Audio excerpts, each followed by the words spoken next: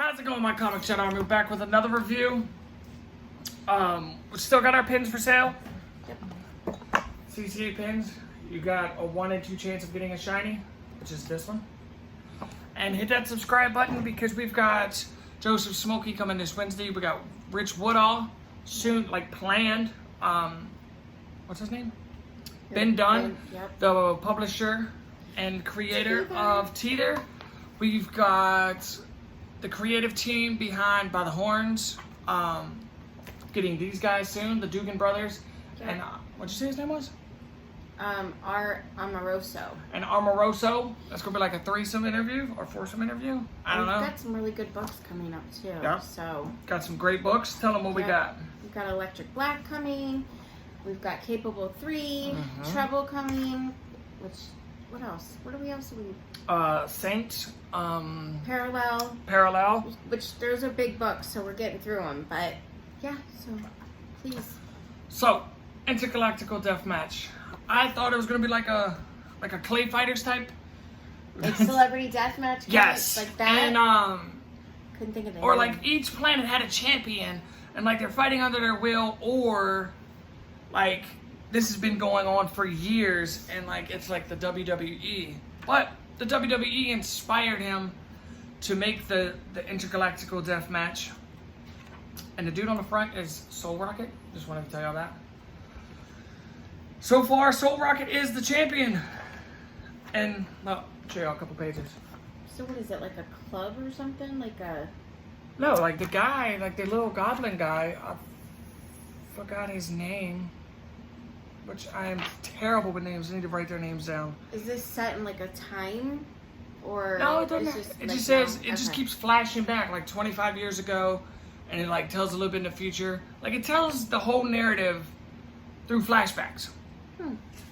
So, dude tries to pitch the meeting to his, I guess, his board or his other members and tells them, look, people love violence. We got street fights every day. We got people wrestling. People love violence. When you see a train wreck or a car wreck, people stop and stare. People love that shit. People love violence. So why not put two people in the ring and let them murder each other? Intergalactical deathmatch. There it is. But I want to see what number 2 does, because I want to see where they go with this. Like, I am... Does it leave you with like a lot of questions, or... No, it doesn't leave me No. with any questions. Like, he murdered his founders, but... Yeah, number 2, as you can see, they're gonna... And he admitted to it on live TV. They was like, oh, the murderer that killed your people is still out there. And he's like, yeah, I did it. Like, just joking around. And that was it. Then it flashes back to him actually murdering them because they did not want to back it. They're like, this is a dumb idea, so we killed him. But some of their other books I do want to check out. Like, send me the link to y'all's web store. Because I want to see what else y'all got in y'all's category. Intergalactical Deathmatch. Alright. Teeter, you've got to read this book. Yeah, you guys definitely need to get this book. So, it's... go back, if you haven't watched the review of the first one, kind of go back on that to give you a little more insight of what this book's about. But this book, the second one, kind of touches on a little bit about what happens with the kids.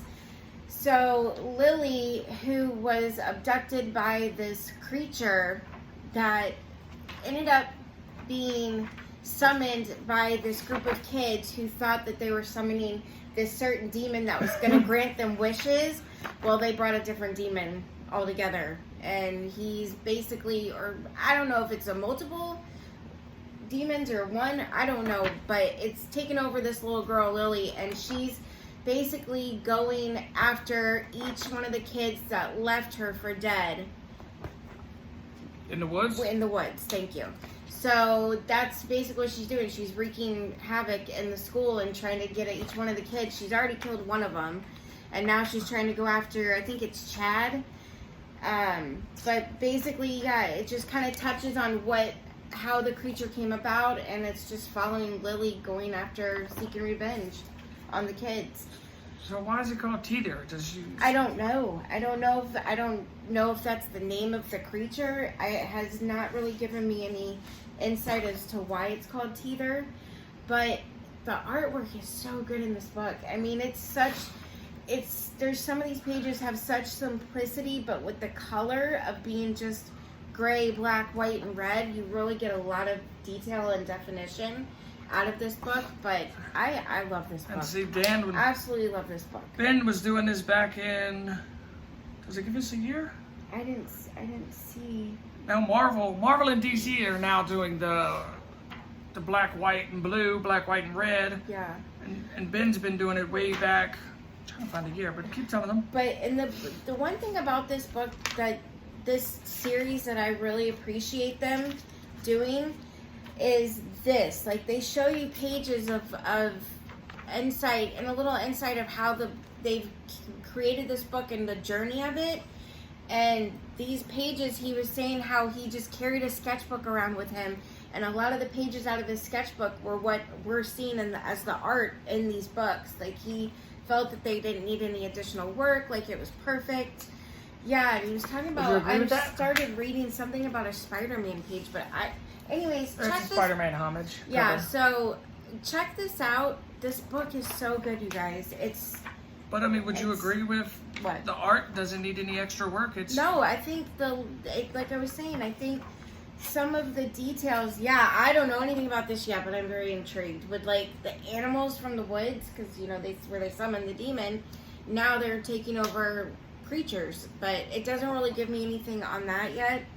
But so the aliens from space are just taking over creatures? They're not aliens, it's a demon that was summoned. Oh yeah, alright, so the summoned demon is taking over animals? Or? This is the one thing that I thought was crazy too. They were talking about how the kids came about doing this, and the kids like, I got the book from the library. It was like a book from the school library showing them how to do a seance on summoning a demon. But yeah, but you see what I'm saying? Like, it's just clean, simple, but the details, I think, are just really good.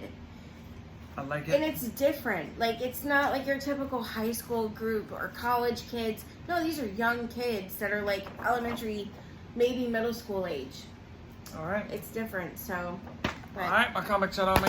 Yep. Thank you again. Yep. Bye.